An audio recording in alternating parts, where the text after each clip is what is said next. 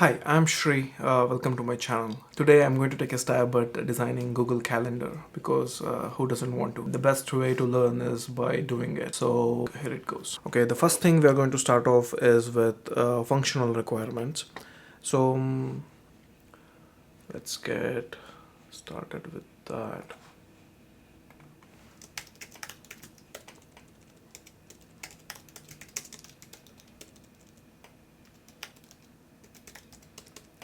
In functional requirements, we're basically going to list all the features we want in this system or in this application of Google Calendar. So first one is we want users to be able to create events. And events can be of any type. It could be it could be a reminder, it could be an appointment, it could be recurring, it could be non-recurring. So let's under 1A we'll make a note that the events can be recurring. Okay, the next one is users should be able to update events once they have created it. Users should be able to update events. Here we are not going to go with, to keep it simple, we're not going to deal with permissions. So we're just going to assume that only the users who created them will be able to update those events. And the users should be able to list all the events they belong to. And users should be able to list all events. 4. Next, users should be able to delete an event. Users should be able to delete an event. Right. Users should be able to get more information about a specific event.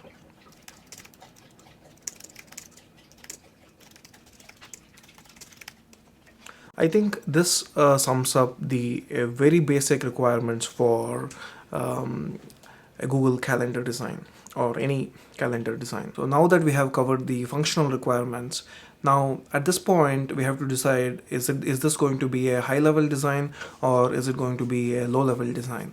If it is a high level design, we would lay out the system architecture, but I have decided that we are going to get as deep as possible and we're going to go with the low level design. So, okay, let me jot down with the high level design. If it was a high level design, I would lay down the system architecture diagram. If it is a low level design, I'll deep dive into the API endpoints and the database schema.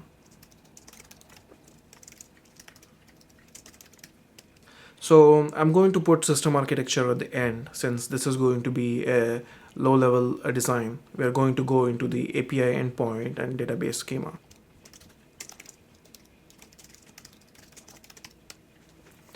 So looking at the functional requirements, it looks like there are two entities.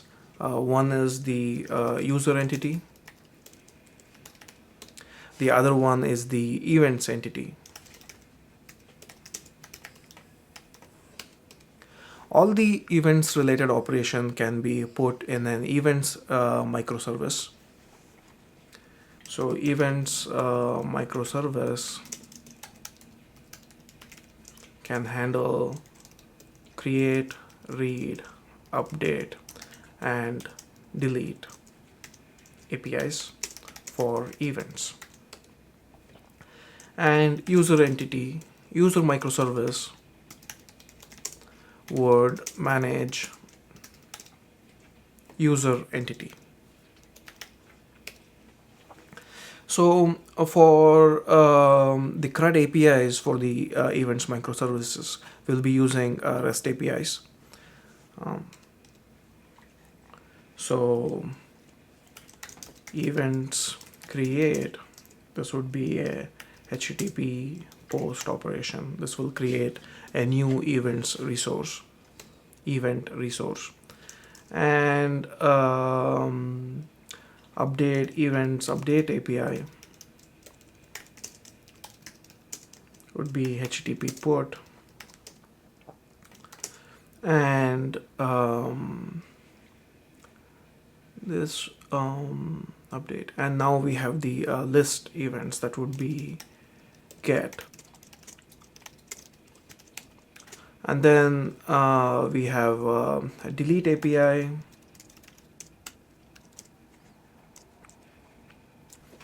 For events delete, we can use the HTTP delete.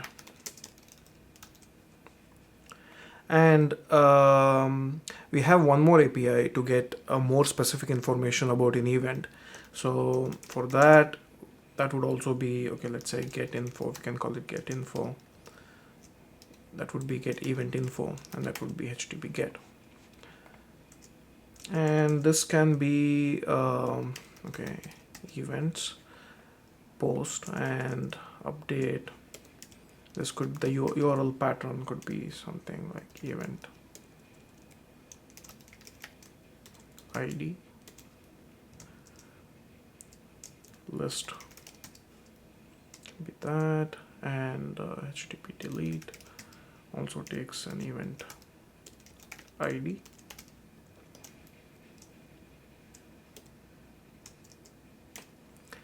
And get can look like this, which also accepts an event ID.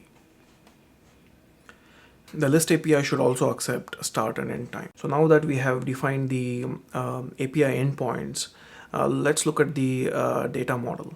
I think the data model and API endpoints, we'll have to go back and forth, but let's do this. So now that we have the API endpoints, I just wanted to mention that these need not be REST APIs. It can also be gRPC or Thrift APIs. It can have a GraphQL in the front, and those are also valid options depending on the client. Now that the API endpoints have like a high level definition, so let's look at the data modeling. Okay, we're going to have three tables to get started. So one is the events table, the other one is the user table, and another table which links events and users. The events table has events related information, and the users table would have users related information. Events and users would link the relationship between the events and the users. So let's look at the events tables. So it would have an ID to represent a unique event, to represent an event, and it would have start time, it would have end time, it would have type of the event. It could be a reminder, it could be appointment, or it could be a general meeting. And is recurring, a Boolean field, and recurrence schedule, or the recurrence rule. So there is actually an RFC called rule, which specifies the format in which you can specify a recurrence relation, whether it is daily or weekly or monthly, and all the other parameters. So it's called as R rule. So we would be using that. And so we have the is recurring, recurrence rule, and that would also have the end time of when this event would be ending. And we would have the usual fields: create time, last updated. Okay, let me see if I'm missing anything. I think okay, maybe created by the host of the event. Okay, and the guest part we will be representing in the events users table. Okay, I think this is a good amount of fields on this table to get started. So next, look at the events users. In the events users, you would have the event ID and the user ID, and create time last updated time. So the user ID would indicate that this user is a part of this event, and the event ID, with this table you can get all the users who are associated with an event, or all the events a particular user ID is associated with. And okay, and this is the other users table. This is the users table, which has information about the user, first name, last name, and email. So, and created time, last updated time. I think these would be the basic database tables. We'll be using an RDBMS solution, and this is what the data modeling would look like. Now, let's draw a simple architecture diagram for a very small system, and then later on scale it for the global level or the web scale. So I'll have simple architecture. You have a client.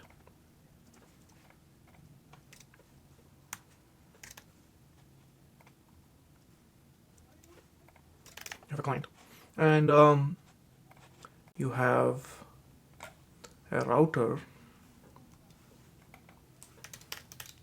or a web server, and you have some microservices. This is the events microservice,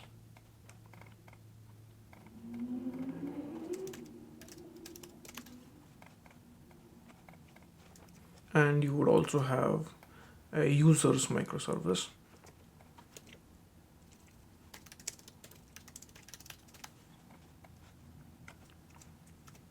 and you would need an ID generator microservice.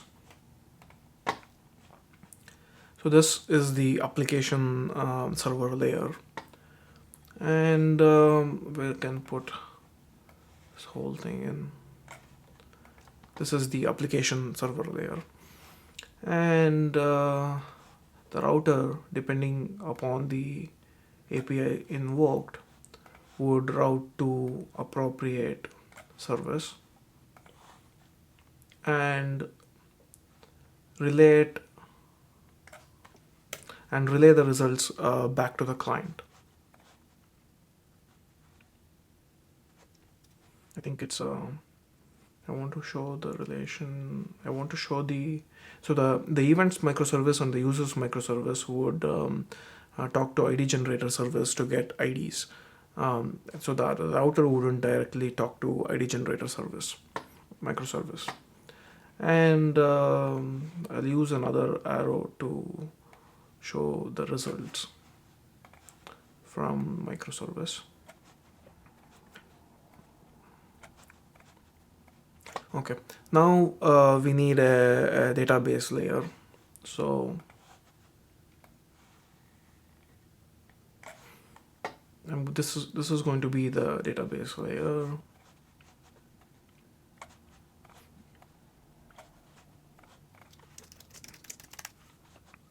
And yeah, this is the simple architecture diagram. The client makes a REST request and gets a REST response. It hits the appropriate microservices, and the microservices talk to the database layer to get the relevant information, or to commit a particular information, and relays the results back to the client. Here, I just realized that I didn't talk about the output. So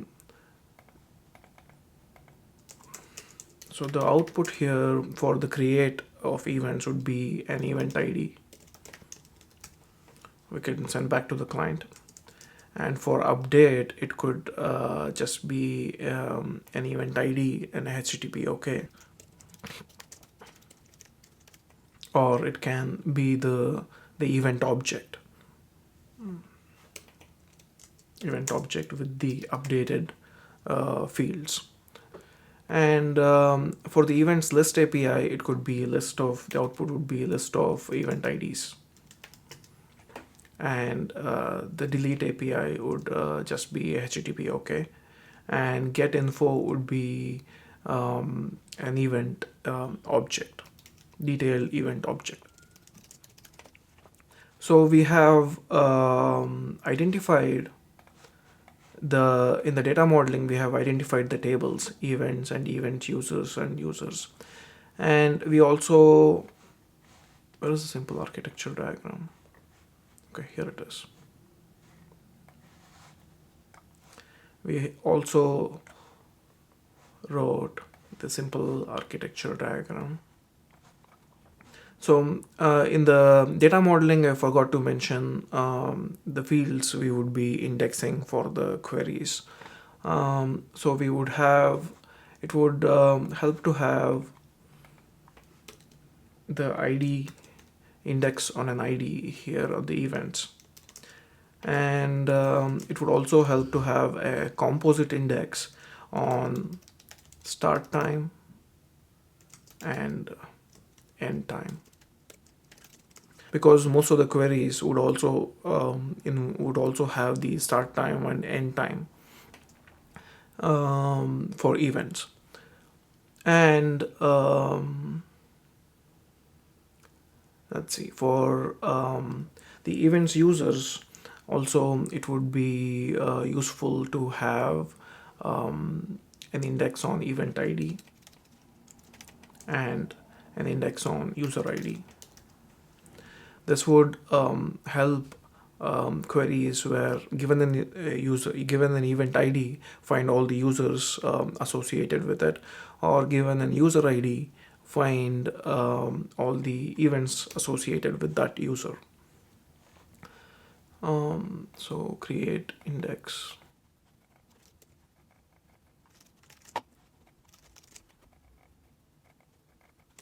And on the users table, we can have an index on the ID and maybe email if we are searching by email. And that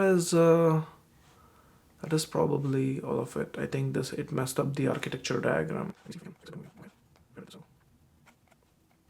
It would be cool if we had bidirectional arrows here to show the response, but we can understand how the control is flowing between different layers. Okay, so now let's look at the API implementation. So for create API, we would need create event params. It would have all the event related information except for the ID. For the ID, we are getting it from the ID generator service and committing it to the database. So it would have the start time, end time, host, guest list, and is recurring, and type if it is a recurring recurrence rule, and that's pretty much it. Okay, so this is going to go to the event service. Event service is going to get an ID from the okay, let me draw the diagram here. Event service, it's going to grab an ID from the ID generator,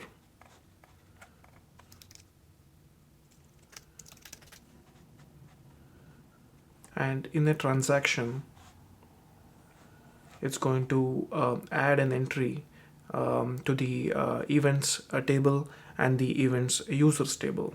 So the entry in the events table could look something similar to, in the events one you can have the event ID 123 and start time, some timestamp, start timestamp, end timestamp, host email ID or host user ID, and is recurring, false, true, whatever. And then in the events user table it would have the event ID and the user ID, let's say 1001.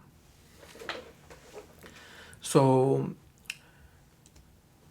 this is what it would look like. In the events table we have event 123, and the events user table we would have 123 1001 1002.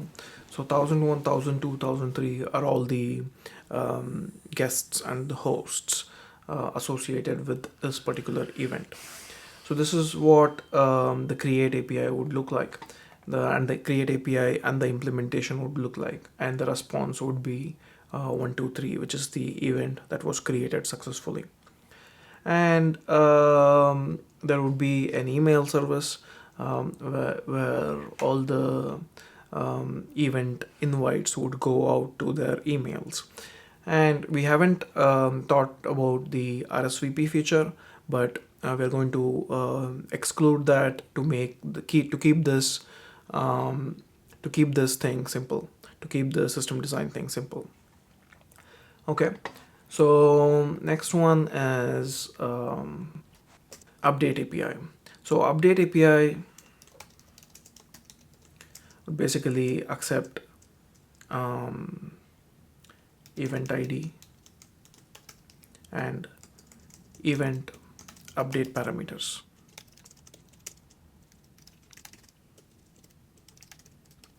And it would update the event in the events table. It would update the events in the events table, and if there has been and these updates have to be, it would update the events in the events table, and these updates have to be communicated to all the guests and the hosts. So it would schedule some email jobs to the email service. List events, I think we can have two APIs here. List events by user ID, list events by event ID, list events by user ID. It would list all the events for this user and list users for a particular event. List users for event. List users by event ID. 3A. Okay, now let's look into how this would work. So we want to list events by user ID. So this information, okay, list events by user ID. For this API, the input would be user ID, start time, and end time. You want to know all the events a particular user has on a daily basis or a weekly basis or a monthly basis, something like that. And let's look into what the query would look like for this. So I have pre-written the query to save some time. So we are selecting list events. Yeah, selecting ID, event ID from events table, and we are doing an inner join on the events users to identify all the events belonging to a particular user, and then filtering based on start time and end time. Here we have to have a composite index on start time and end time on the events table. Yeah, this index will be handy for filtering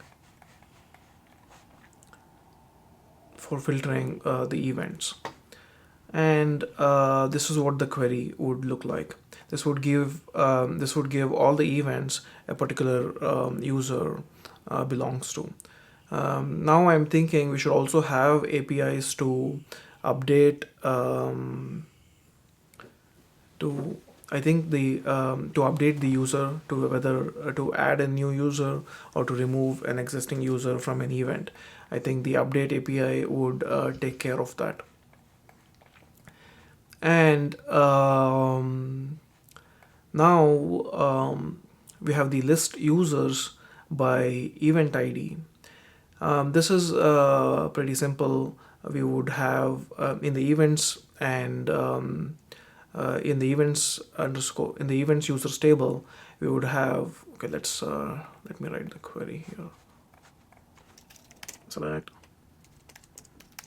user ID from events users, where event ID is equal to input event ID. This would select user ID.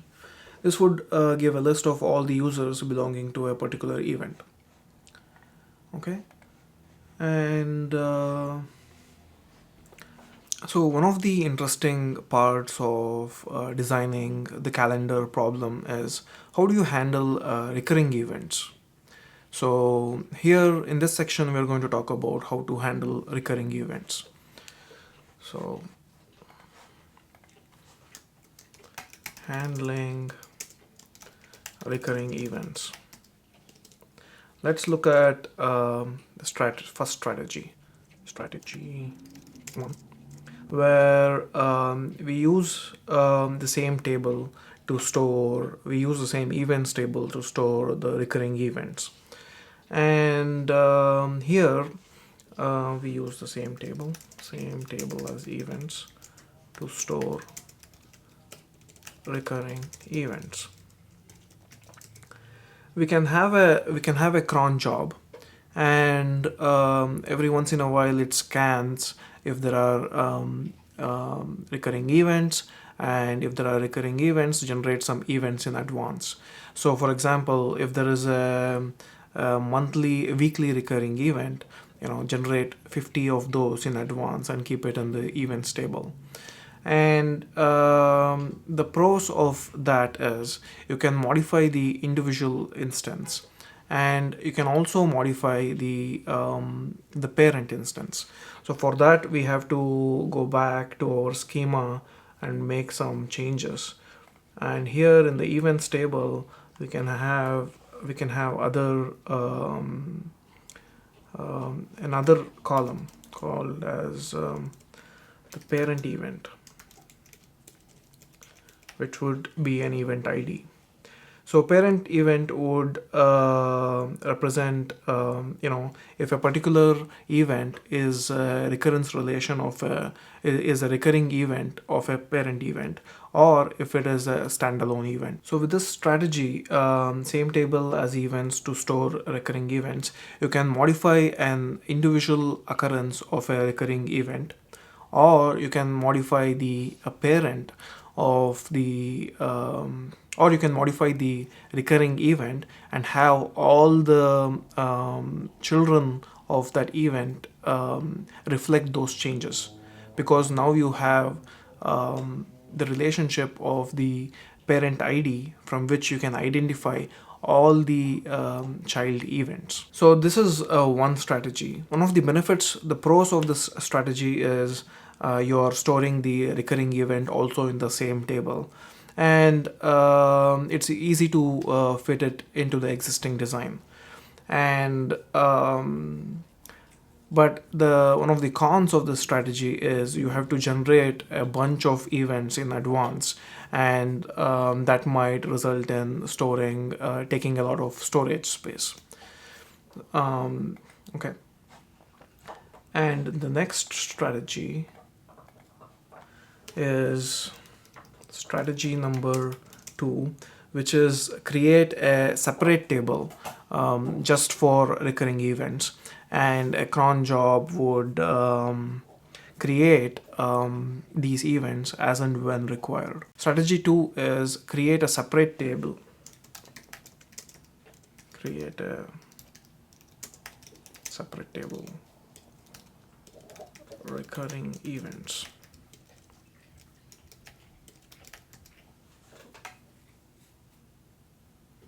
So the second strategy I had in mind was to create a separate table for just recurring events, but later on, thinking about it a little more, I didn't find that to be super useful in handling this situation.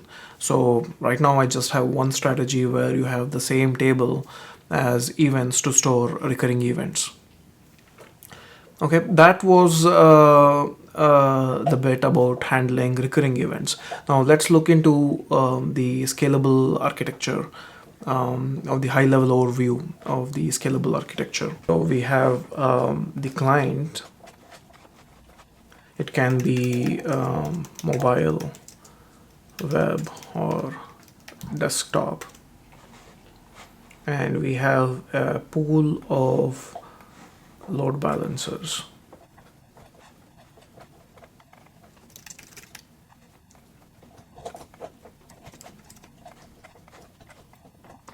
And we have a cluster manager.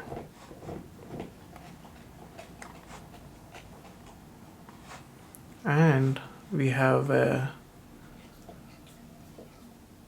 config store. The load balancers would provide their heartbeat information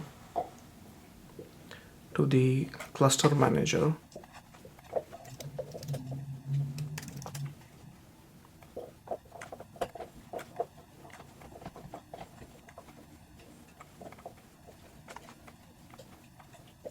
So the cluster manager would manage the instances of load balancer. And we have a config store that would feed to the load balancer. And we have client which would send the requests to the load balancer. Then we have the application tier.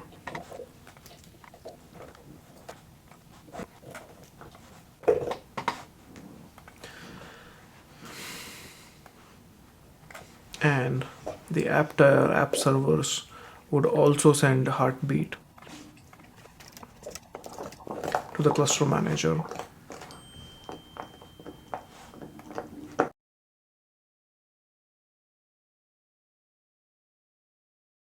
And we would have a pool of database servers in master write, primary write, and secondary read configuration. This is mostly calendar application is mostly read heavy than write heavy. So we would have one master write and we have multiple read servers, database servers. And the writes would go to the primary write, and reads would go to the secondary read server, pool of servers. Read DB server. And then we have a primary write DB server. I don't know how to show the bidirectional arrows in Excalibur, but there would be the primary write would sync with the read pool of servers, and they would also send the heartbeat information